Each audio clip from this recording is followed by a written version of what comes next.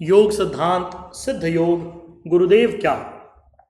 संसार में जन्म लेने वाले सभी प्राणियों की मतियां भिन्न भिन्न होती हैं और अपनी मति के अनुसार ही हर व्यक्ति उपासना के मार्ग में निकलता है।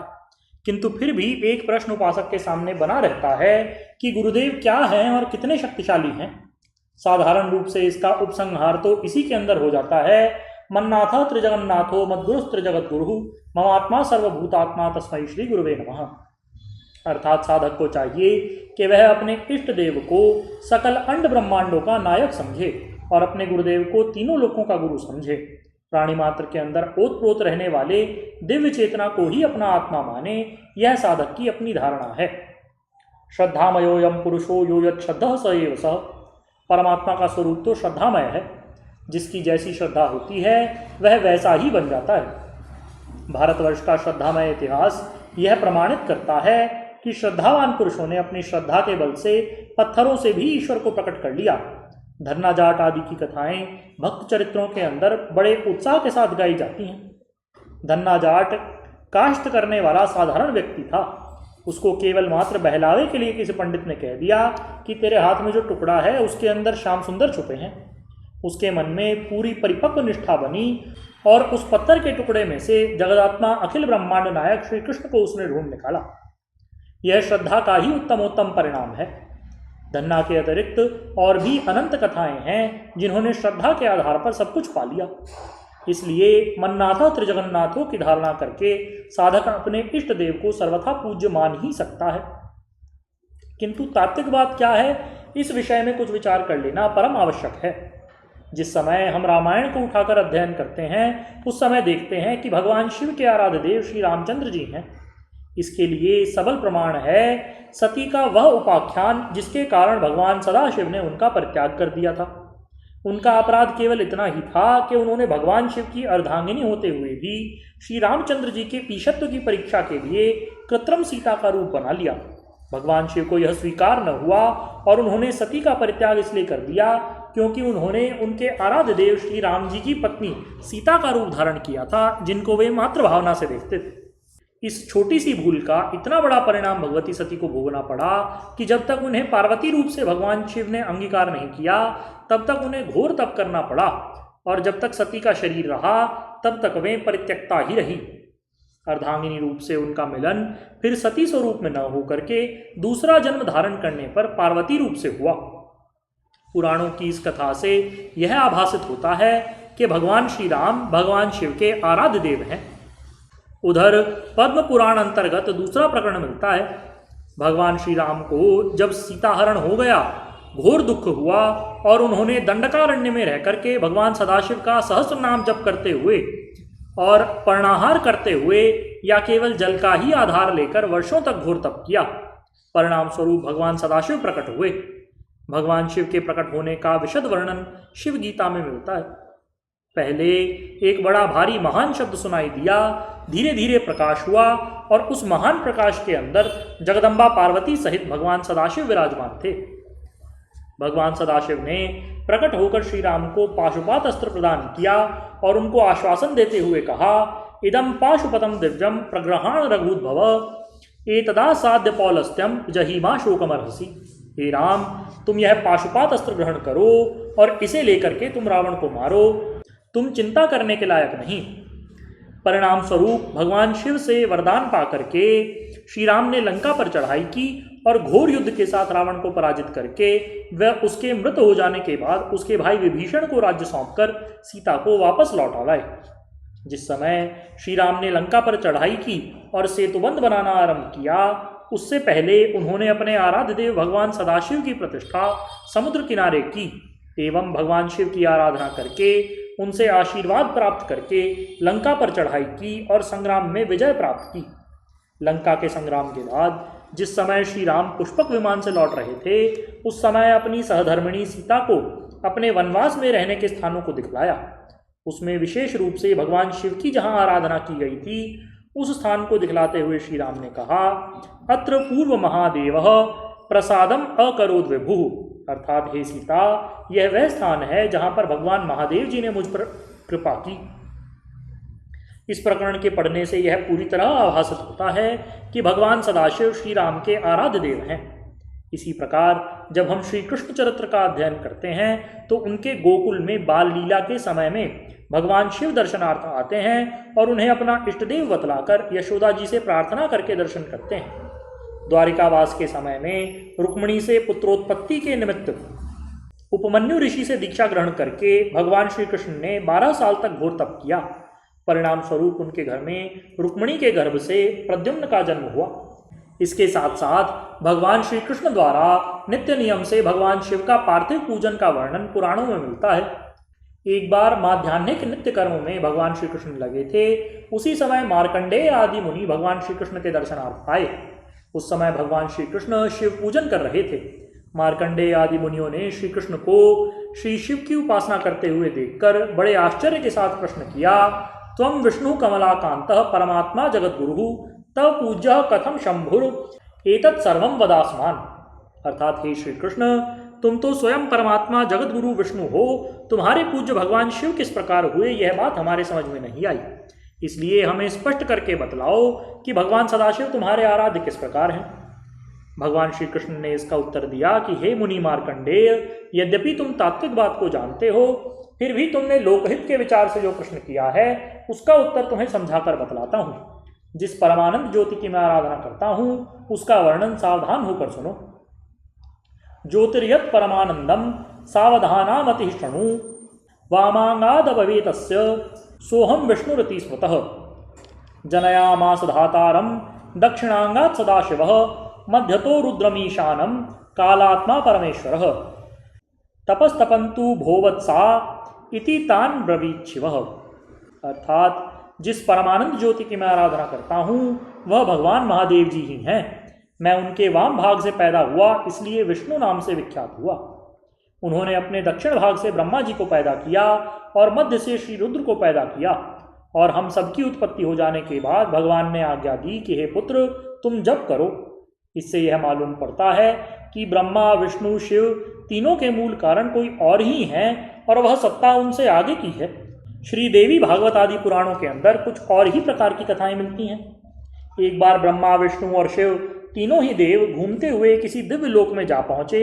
वह लोक बड़ा ही दिव्य था और ये लोग इसे पहले जानते नहीं थे।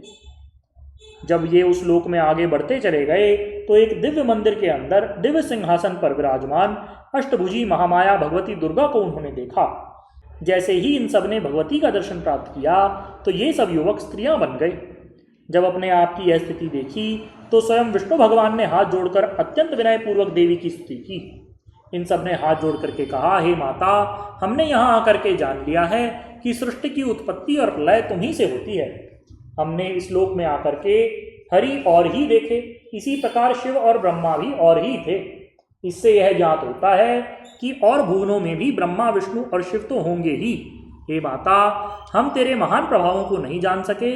इस प्रकरण से यह ज्ञात होता है कि ब्रह्मा विष्णु और शिव से परे एक अन्य तत्व है जिस तत्व की ये स्वयं आराधना करते हैं। श्री महाभारत में युद्ध के उपरांत गीता के प्रकरण में अर्जुन ने भगवान श्री कृष्ण से प्रार्थना की कि प्रभु, आपने युद्ध के समय जो गीता सुनाई थी वह अब मुझे पूर्णतया याद नहीं, इसलिए कृपा करके मुझे गीता का उपदेश दोबारा करें। अर्जुन की ऐसी प्रार्थना सुनकर श्री कृष्ण ने उत्तर दिया कि अर्जुन, तुमने बड़ी भारी भूल की कि उस परम उपदेश को भुला दिया। न शक्यस्तन्मया भूयः तथा वक्तुम ह्यशेषतः परम ही ब्रह्म कथितम योग युक्तेन तन्मया।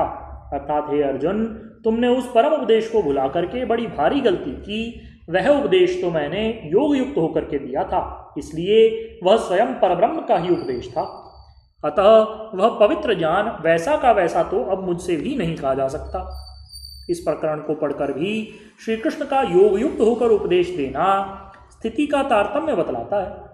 इन सब प्रकरणों से यह प्रकट होता है कि श्री राम के रूप में श्री शिव ने और कभी शिव के रूप में श्री राम ने किसी और ही तत्व की उपासना की थी जो परात्पर है और सर्वतोवंद्य है। सभी ब्रह्मा विष्णु शिव आदि देवता उसी पर ब्रह्म के प्रतीक मात्र हैं और वह सत्ता उनसे भी परे है। हमारे शास्त्रों में और पुराने इतिहास में श्री गुरुदेव की बहुत बड़ी महिमा लिखी है और उसका अंतिम निष्कर्ष यह दिखलाया है कि ब्रह्मा विष्णु शिव सभी देव उस तत्व की आराधना से ही ब्रह्मा विष्णु शिव हैं, अन्यथा सर्वसाधारण मनुष्यों जैसे मनुष्य ही हैं। गुरोः कृपा प्रसादेन ब्रह्मा विष्णु महेश्वरा सामर्थ्य तत्प्रसादेन केवलम गुरु सेवया। ये सभी प्रकट करते हैं कि यह कोई अव्यक्त सत्ता है जो सभी देवों को प्रकाश देने वाली है और इसकी आराधना से ही मनुष्य परम श्रेय को प्राप्त हो सकता है। उपनिषदों में विशेषतः ब्रह्म विद्योपनिषद में सीधे शब्दों में स्पष्ट कहा गया है, वेद शास्त्राणि चान्यानि पद 500 में त्यजेत गुरु भक्ति ही सदा कुर्यात श्रेयसे भूयसे नरः गुरुदेव हरि साक्षात नान्याम इत्य ब्रवीच्छ्रुति। अर्थात वेद शास्त्र पुराण आदि से वेद कर्म जो कर्म उपासना आदि का विषय है उस सब को छोड़कर परम श्रेय लाभ करने के लिए मनुष्य को गुरु भक्ति करनी चाहिए। गुरुदेव का स्वरूप क्या है और उनकी शक्ति क्या है, यह आगे की पंक्तियों में हम वर्णन करने का प्रयत्न कर रहे हैं। अधिकांश लोगों में इस बात का प्रचार है कि जहाँ पर गुरु भक्ति की चर्चाएं चलती हैं वहाँ से मनुष्य अपना नाक मुंह सिकोड़ करके पीछे हट जाया करते हैं और कहते हैं कि यह गुरुडम है, ढकोसला है, एक आदमी का प्रपंच है जो भोले भाले व्यक्तियों को बहका करके अपने पीछे लगा लेता है और अपनी पूजा ईश्वर के समान कराता है। ऐसा नहीं होना चाहिए, किंतु यह बात यथार्थ नहीं है। यह उन लोगों की भावना है जो सद्गुरु तत्व को नहीं जानते और उससे बिल्कुल परे हैं। श्वेताश्वतर उपनिषद का लेख है, यस्य देवे परा भक्तिर यथा देवे तथा गुरौ तस्यैते कथिता यथा प्रकाशन्ते महात्मनः। अर्थात मनुष्य की जैसी अपनी इष्टदेव में श्रद्धा हो वैसी ही गुरुदेव में होनी चाहिए, तभी उसे गुप्त रहस्यों का बोध होता है। वैसे श्रद्धा के मार्ग में साधारणतः नियम यही है कि उपदेष्टा गुरु के प्रति मनुष्य को ईश्वरीय बुद्धि रखनी चाहिए और उसकी आज्ञाओं का पालन करना चाहिए। शास्त्रीय सिद्धांत के अनुसार गुरुदेव का क्या स्वरूप है उसको कुछ प्रमाण सहित हम समझाने का प्रयत्न कर रहे हैं।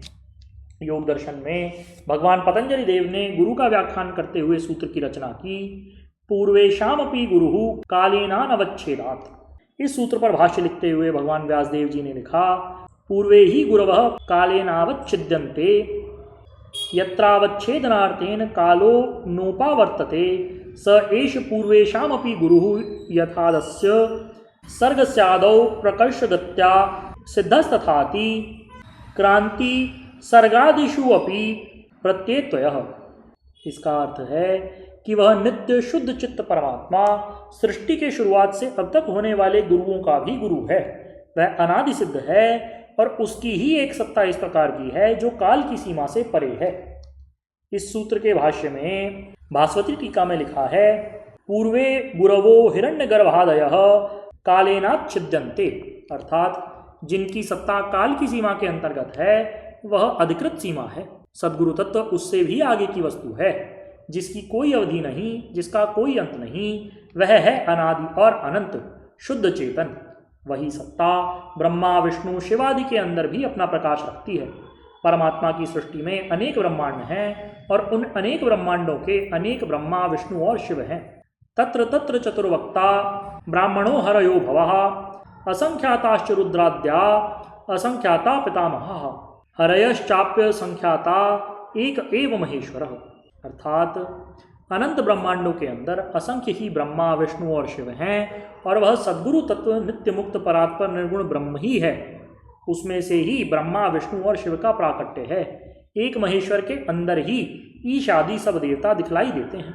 ईशाद्या सकला देवा दृश्यन्ते परमात्मनि। अर्थात ईशादि सब देवता उस परमात्मा में इस प्रकार से प्रकट होते हैं जैसे जल के अंदर जल की लहरें प्रकट होती हैं या सोने से सोने के जेवरात पैदा होते हैं। अतः निर्णयात्मक सिद्धांत की बात यही है, यत्रावच्छेदनार्थे कालो नोपावर्तते स गुरुः। अर्थात जिसका अंत करने के लिए काल उपस्थित नहीं होता, या दूसरे शब्दों में जो सत्ता काल के अधिकार से आगे है, जिसका न कोई आदि है न अंत है, वही सत्ता सद्गुरु तत्व है, जिसके विषय में शास्त्र कहते हैं, भयादस्य अग्निस्तपति भयात् तपति सूर्यः भयादिन्द्रश्च वायुश्च मृत्युधावति पंचमः न तत्र सूर्यो भाति न चंद्र तारको नेमा विद्युतो भांति कुतोऽयमग्निः तमेव भांतम अनुभाति सर्वम तस्य भाषा सर्वमिदं विभाति।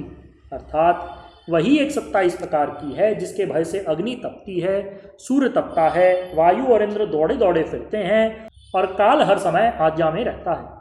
वह स्वयं प्रकाशशील है, वहाँ न सूर्य चमकता है न चंद्रमा चमकता है न बिजली का ही प्रकाश है तो अग्नि का तो कहना ही क्या। उसी के कारण यह सब विश्व प्रकाशित होता है। वही सत्ता परात्पर नित्य एवं नित्य पूज्य है। जिस शरीर को वह तत्व अपना अधिष्ठान स्वीकार कर लेता है वह शरीर उसके तेज से प्रकाशित हो उठता है। नाम रूप से वंदना उस शरीर की जाती है जिसके अंदर यह तत्व प्रकाशित होता है। कठोपनिषद का वचन है, नायमात्मा प्रवचनेन लभ्यो न मेधया न बहुना श्रुतेन यमई वेश वृणुते तेन लभ्यस्तस्यैष आत्मा विवृणुते तनुंसाम। अर्थात यह आत्मा बहुत प्रवचनबाजी से, बुद्धिमानी से और केवल शास्त्र श्रवण से प्राप्त नहीं होती, बल्कि जिसका वह स्वयं वर्ण करता है उसी को मिलता है, और जिसे यह मिल जाता है उसके शरीर को यह अपना बना लेता है। इस मंत्र का सीधा सा अर्थ यही हुआ, जानत तुम्हीं हो जाई। अर्थात उस परमात्मा को पाकर उसमें विलीन होकर मनुष्य उसी का रूप बन जाता है। इस सिद्धांत के अनुसार ही नित्य चेतन घन सच्चिदानंद घन प्रभु जिसके शरीर को अपना अधिष्ठान बनाते हैं उसमें वे स्वयं ही होते हैं। अतः तात्विकी बात तो यही है कि जिसके शरीर में आद्यंत रहित उस निर्गुण सत्ता का प्रकाश हो जाता है वही गुरुपदवाच्य है। वैसे योग सिद्धांत के अनुसार जो योगी कृतकृत्य हो चुका है, जिसकी परम लक्ष्य तक पहुंचाने वाली निर्वाण की वृत्ति ही शेष है और वह भी वृत्ति हर समय अस्मि अस्मि का ही जाप करती है, इसको निर्वाणोन्मुखी वृत्ति कहते हैं। जो योगी ज्ञान विज्ञान तत्तात्मा होकर कूटस्थ हो गया है और जिसकी केवल यह निर्वाणोन्मुखी वृत्ति ही शेष है, जो अपने आप को सर्वभूतस्थ देखता है और सब भूतों को अपने अंदर देखता है, उसकी दृष्टि में द्वैत खत्म हो गया है, भेदभाव की श्रृंखला टूट चुकी है। जगदात्मा श्री कृष्ण के अनुसार सर्वभूतस्थमात्मानं सर्वभूतानि चात्मनि ईक्षते योगयुक्तात्मा सर्वत्र समदर्शनः। इस प्रकार का व्यक्ति भी युक्त योगी होने से गुरु पदवाच्य है।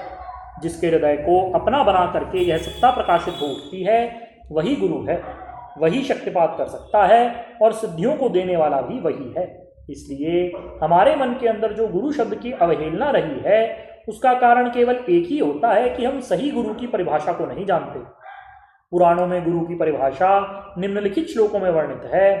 गु शब्दस्तंधकारोस्ति ऋशब्दस्तन्निरोधकः अंधकार निरोधत्वात् गुरुरित्य विधीयते। अर्थात गु शब्द का अर्थ अंधकार है और रू शब्द का अर्थ अंधकार को नष्ट करने वाला है। अंधकार के वेग को रोककर प्रकाश देने वाली शक्ति का नाम गुरु है और वह स्वयं प्रणव स्वरूप है। इसलिए साधक के लिए पुराणों में हमारे पूर्वाचार्यों ने आदेश दिया है, यावत् कल्पांतको देहः तावत् देवी गुरुम स्मरेत गुरुलोपो न कर्तव्यः स्वच्छंदो यदि भावेत। अर्थात कल्प भर रहने वाला शरीर भी प्राप्त हो जाए और कितनी ही ऊंची सामर्थ्य वाला हो जाए तो भी गुरुदेव का स्मरण करते रहना चाहिए। आज़ादी चाहने वाले व्यक्तियों को गुरु की उपेक्षा कभी नहीं करनी चाहिए, तभी मनुष्य परम श्रेय का भागी हो सकता है। बोलिए श्री सद्गुरुदेव भगवान की जय। परम प्रभु श्री रामलाल जी महाराज की जय। योगीराज अनंत स्वामी श्री चंद्रमोहन जी महाराज की जय। योगीराज श्री देवेंद्र जी ब्रह्मचारी की जय। सदाशिव भगवान की जय। वृंदावन बिहारी लाल की जय। शंकर भगवान की जय। हर हर महादेव।